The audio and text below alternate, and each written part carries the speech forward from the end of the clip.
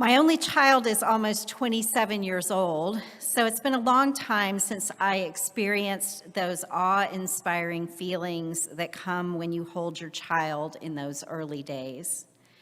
But the experience of new parenthood is so powerful that any of us who have ever had it remember it well.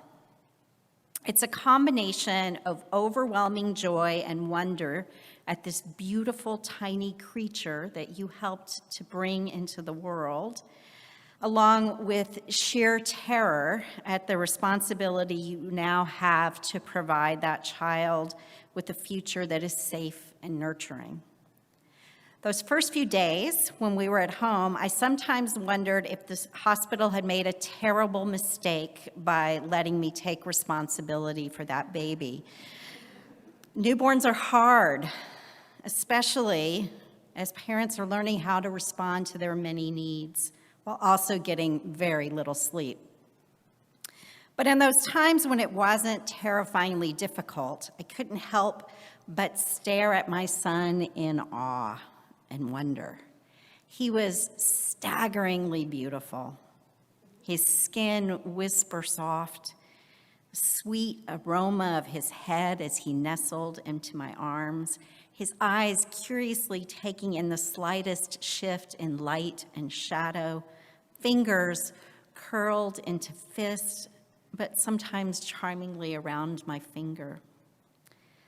The calm that would settle into his body as he heard me sing to him, all of these things filled me with wonder. I made up many songs for my son in those early days, as I just couldn't help but sing to him and about him. I could go on, as I'm sure you could if you were talking about caring for your newborn. It's one of those times in life where your purpose is clear. The most important job you have is to nurture this vulnerable life. So it shouldn't surprise us to read in Luke 1 the strong reactions that Zechariah had to the birth of his son, John, who we know as John the Baptist, the prophet who prepared the way for Jesus. Excuse me. After Zechariah and Elizabeth had long assumed that they would never be parents, one day when he was serving as a priest in the temple, the angel Gabriel appeared to him to tell him about the impending birth of a child to he and Elizabeth, saying, even before his birth, he will be filled with the Holy Spirit. He will turn many of the people of Israel to the Lord their God with the spirit and power of Elijah of all people. He will go before him to turn the hearts of parents to their children and the disobedient to the wisdom of the righteous, to make ready a people prepared for the Lord. It's quite a calling for a baby not yet born. But Zechariah was so much in disbelief about the impending birth that he questioned the angel, seeking to clarify the details, which apparently is not a good idea. Because Gabriel told him that he would now not be able to speak until the child was born. So 8 days after his birth, still not speaking, they took the child to be circumcised. And at that point, Zechariah was finally able to speak again after he confirmed Elizabeth's choice of the child's name, John. And then, not only did he speak about his baby, but he sang about him. A song we now call the Benedictus, which is the first word of the song in Latin. We translate it as blessed be. And what a song it is. Much more poetic and powerful than any of the ones I created for my child, which consisted primarily of lyrics celebrating how cute, smart, and sweet he was. And because I'm his mom, I get to say this, he still is very cute, smart, and sweet. Zechariah, on the other hand, had a lot of time to think and not speak while Elizabeth was pregnant. And he clearly thought long and hard about what Gabriel told him his son would do as he grew into his calling. So he didn't talk about or sing about how adorable John was. He sang, "And you, child, will be called the prophet of the Most High. For you will go before the Lord to prepare his ways, to give knowledge of salvation to his people by the forgiveness of their sins. By the tender mercy of our God, the dawn from on high will break upon us to give light to those who sit in darkness and in the shadow of death, to guide our feet into the way of peace." That's a lot to expect of a baby, isn't it? And what a daunting parenting task Zechariah has set up for himself and Elizabeth, to raise a child who can respond to such a challenging calling in a challenging time and in a challenging place. That's a lot more demanding than making sure your child has the tools they need to make a living and to treat other people with kindness and compassion. Those are kind of the basics. But Zechariah and Elizabeth had an even more challenging task. Zechariah is going for next level parenting, to raise a prophet of the Most High. In this season of Advent, it's tempting to hear the stories of Elizabeth and Zechariah, of Mary and Joseph, as stories of parents who had a job that is completely unlike the job we have as parents. Their children were special in a way that ours are not. Therefore, the parenting job they were called to do was unlike what we're called to do as we nurture our children and grandchildren, our nieces and nephews, our godchildren, all the people that we care about. But I invite you to go deeper into these stories, to imagine yourself as Elizabeth or Zechariah, as Mary or Joseph, as someone called to nurture a prophet of the Most High. Remember the joy you had when you held your infant, or the infant of your sibling or your cousin. That baby, every baby, is called by God to a special purpose. Each one of us is called to give light to those who sit in darkness and in the shadow of death, to guide each other into the way of peace.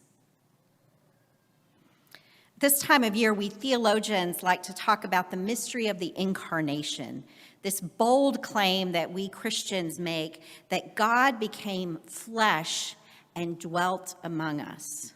God entered into human history in a particular place at a particular time.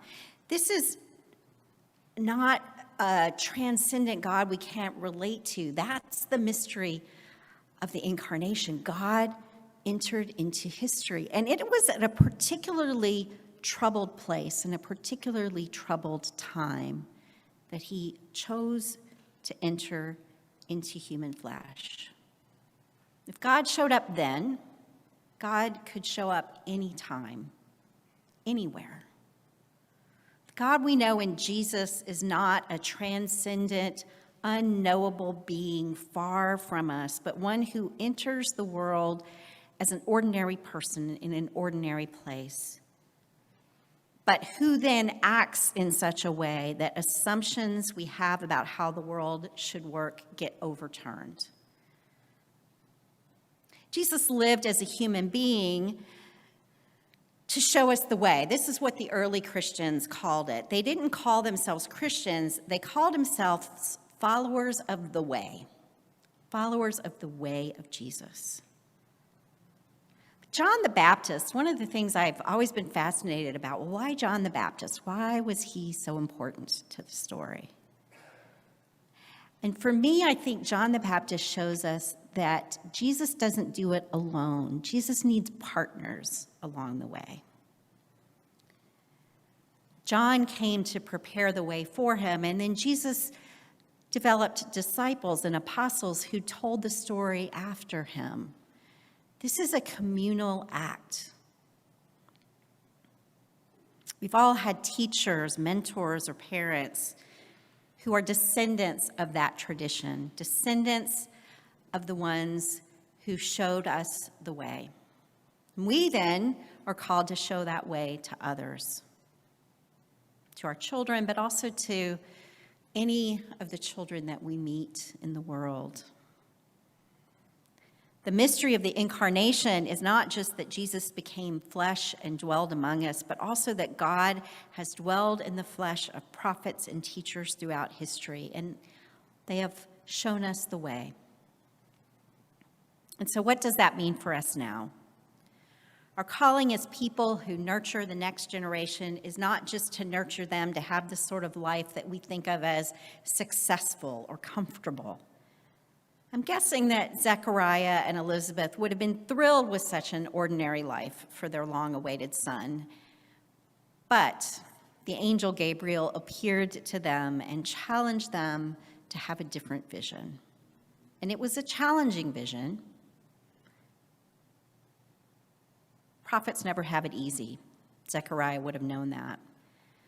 And John certainly didn't have it easy, if you know his story.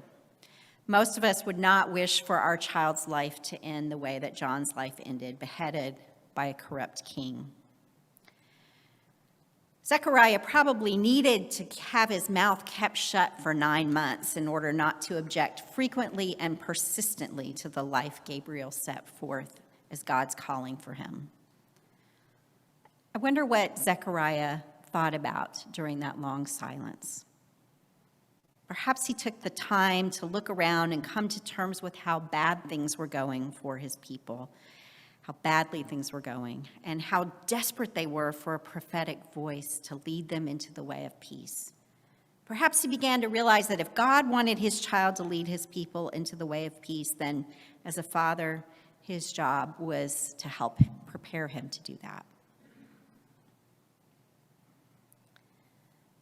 These last 20 months have been hard for all of us, 21 months, but they've been an especially difficult time for our children and youth. You may know that the rate of mental health visits and school shootings are just one indicator of how desperate so many of our children are. But parents and teachers tell us of more subtle and worrying signs of distress. We would not have wished this great interruption for our children. It's been really hard. But I sometimes wonder too, what kind of blessings will emerge from this difficult time? What prophetic visions will emerge from children who've lived with the shadow of death and the darkness of lockdowns and online learning? We don't know yet, but we do know that when things are difficult, when things are dark and seem to be hopeless, God sends prophets of peace when we need them most. Already in many places, mother or father is beginning to sing joyfully to their child about God's call to them to lead us in the way of peace. Thanks be to God for this good news.